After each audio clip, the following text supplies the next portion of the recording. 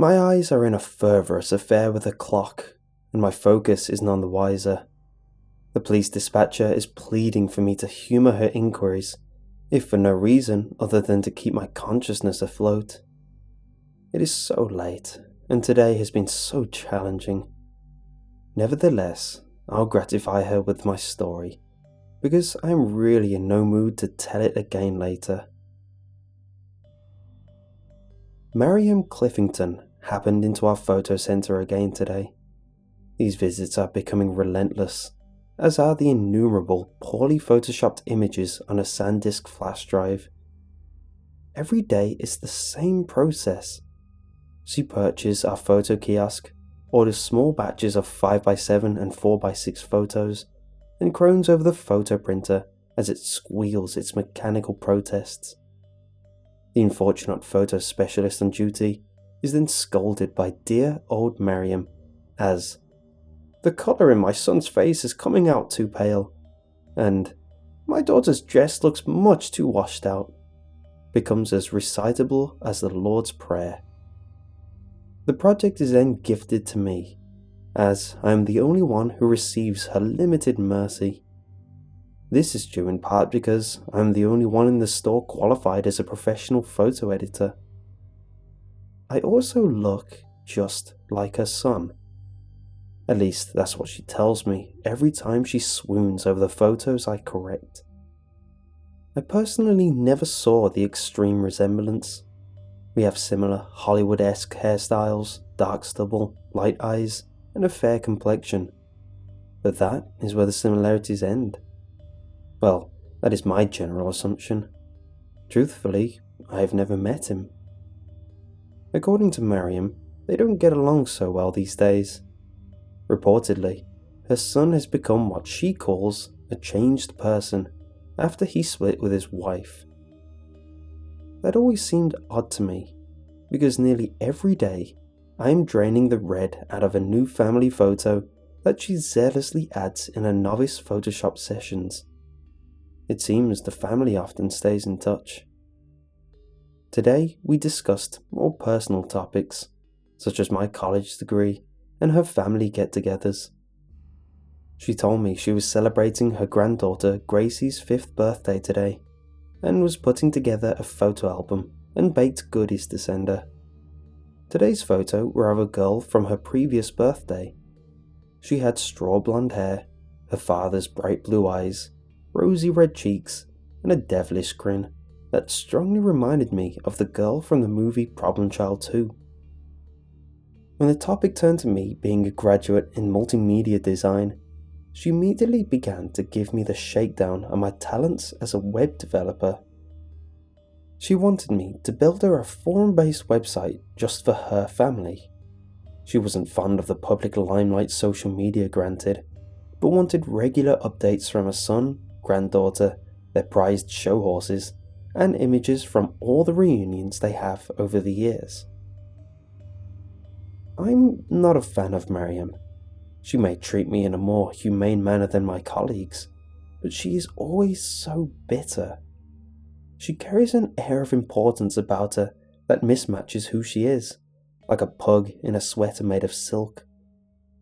The last thing I want from a client is a beady pair of eyes reflected behind ancient, dark-rimmed tortoiseshell glasses, with ignorant words laced with the smell of stale coffee and menthol cigarettes. Her grey-black hair was often wild and tangled, as if she was fleeing her home every morning to develop photos which contained the cure for cancer. Despite her lack of self-management, she saw herself as an expert in managing the talents of others. I never inquired about the specifics of her family problems, but I assume this attitude must cause the bulk of it. This sense of entitlement is something I don't blend well with. After endless barrages of questions about my rates, schedule, and ability to tutor her in Photoshop, I gave her my business card and told her to call me in a few weeks. Truthfully, I'm in my 2-week leave period and on my way to a better job, and this was a simple method to evade her until I would never have to see her again. She seemed content with my proposal and took my card. I told her to forward my congratulations to her granddaughter on her 5th-year milestone. As she shuffled out of our store, I looked again at the refuse pile of discoloured prints. If her family is so dysfunctional, why does she bring in new photos of her son and granddaughter every other day? Why, as a spitting image of the son she frequently quarrels with, am I so reasonably treated by her? Those suspicions came to fruition a few hours later when a 20-something couple dropped off a few rolls of 35mm film. They had matching black hair, the athletic builds of bicyclists, and eyes that reflected deep kindness but an even deeper sense of fatigue. The lab's business was running slow today, so I was immediately able to process their order and begin development. The development process is always the same.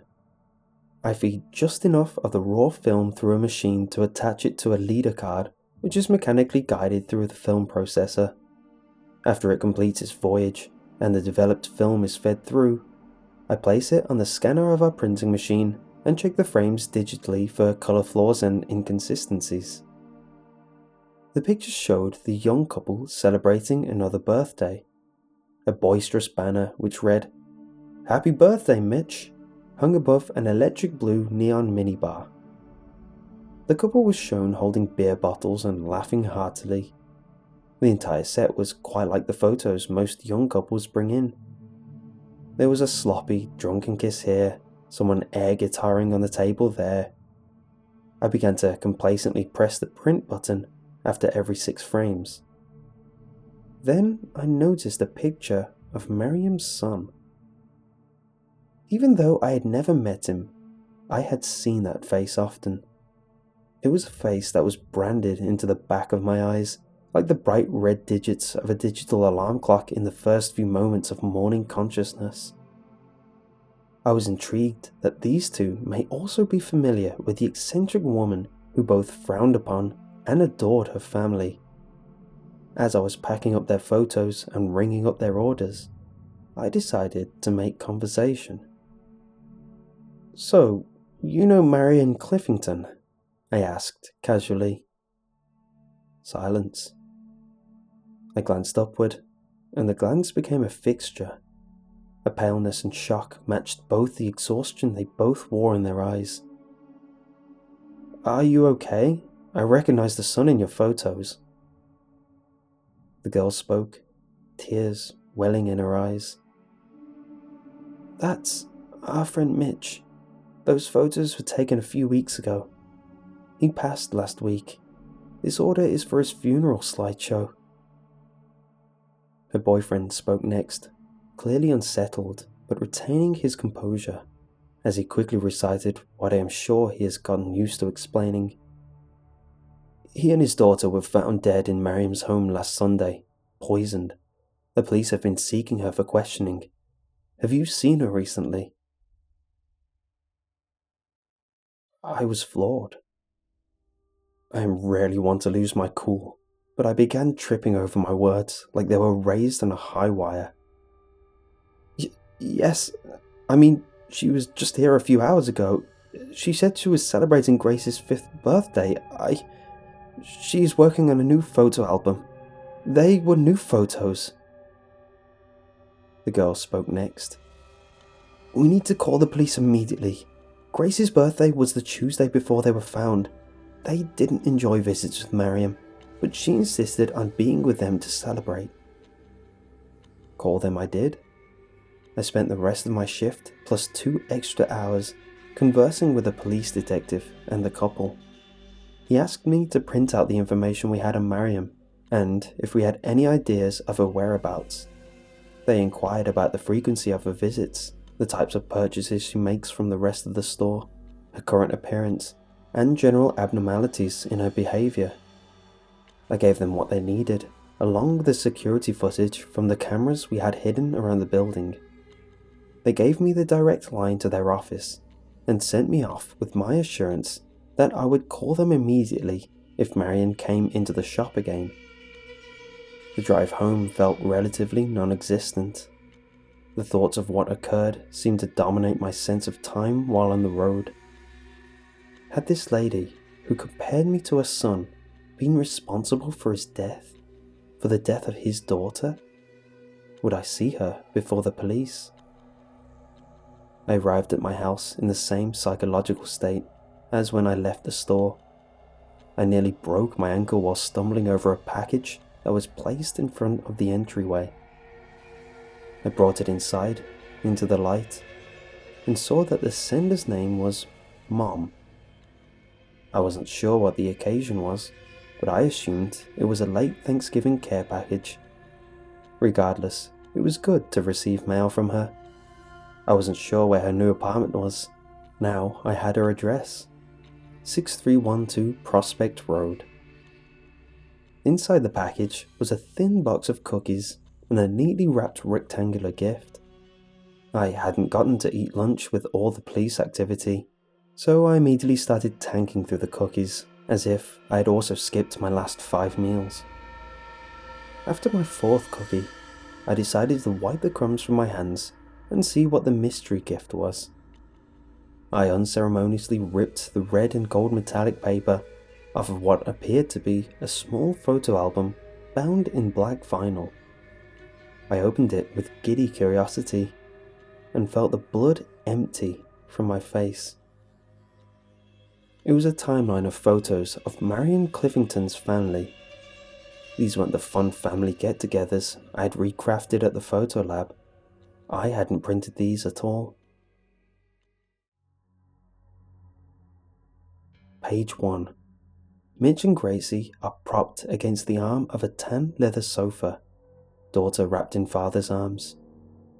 Their eyes are sunken and rolled backwards, and their tongues are lolled out of their mouths in an unnatural brown colour. There is dried spittle and yellow foam caught in Mitch's black stubble, and a mixture of blood and vomit on the front of Gracie's shirt. The blood vessels in their faces are a sickly blue, and their skin is pale and puffy. This photo is labelled, Tuesday, Happy Birthday, Gracie. Page 2.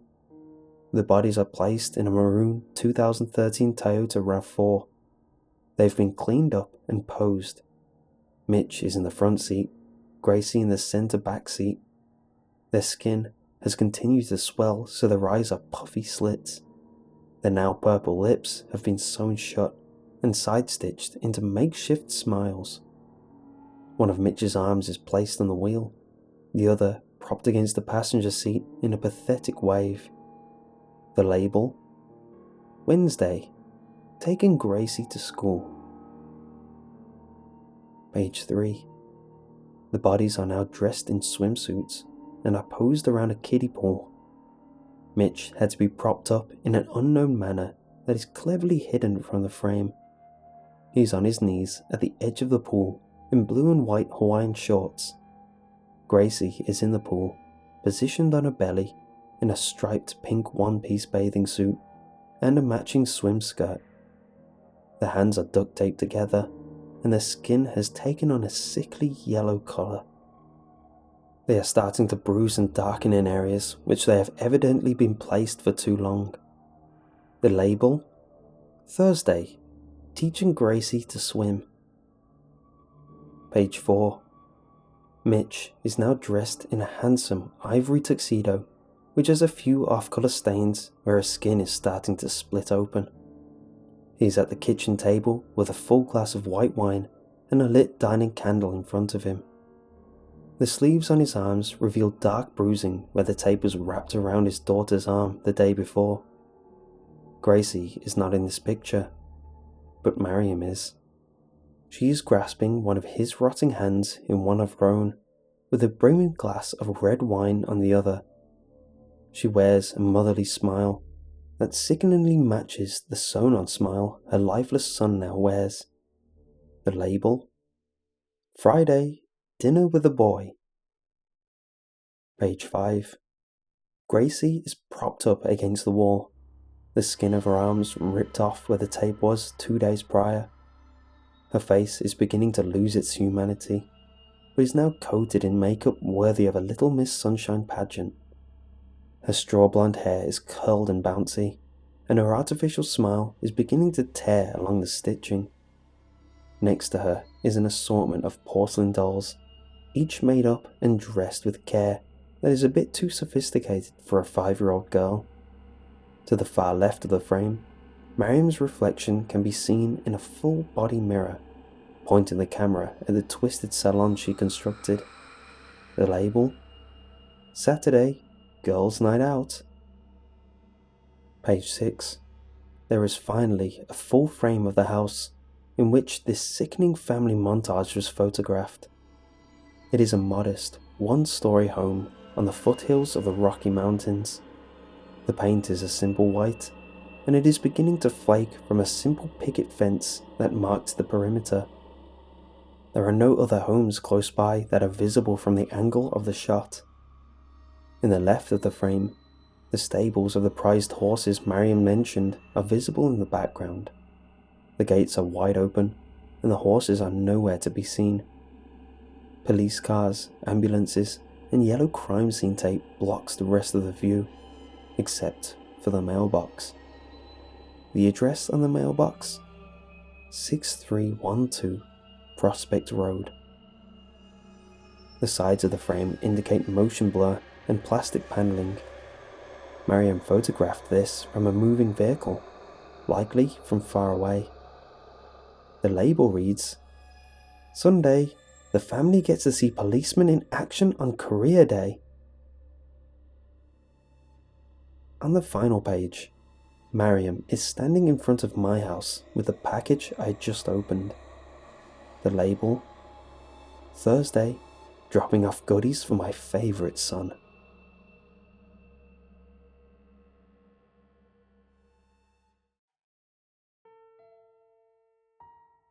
In that moment of realization, weakness took control of my body. Not just from the imagery I was subjected to, but from a sickening feeling that burned in my stomach and intestines. Words from earlier were ripping through my skull. You look just like my son. He and his daughter were found dead in Mariam's home last Friday, poisoned. I forced myself to scan the backgrounds of those horrible pictures. On the first day, in Grace's lap, was the cookie tin I had just eaten from. This package was not from my mother. It was from a crazed mother who thought I was her son, guided to my home from the business card I gave her. Now, here we are. I don't think I have much time left. I'm starting to lose focus. My eyes are in a fervorous affair with the clock, and my focus is none the wiser. Maybe they'll get married and elope. I'll invite this dispatcher to the wedding if I make it through this. I vaguely realise that doesn't make sense, but I don't mind. I am so tired, and now I can't stop coughing. I think I hear sirens in the distance, but I'm not sure if the ambulance has a cure for vomiting blood. Someone is coming up the stairs. I have to go now. Mariam is here, and she wants to give Gracie swimming lessons.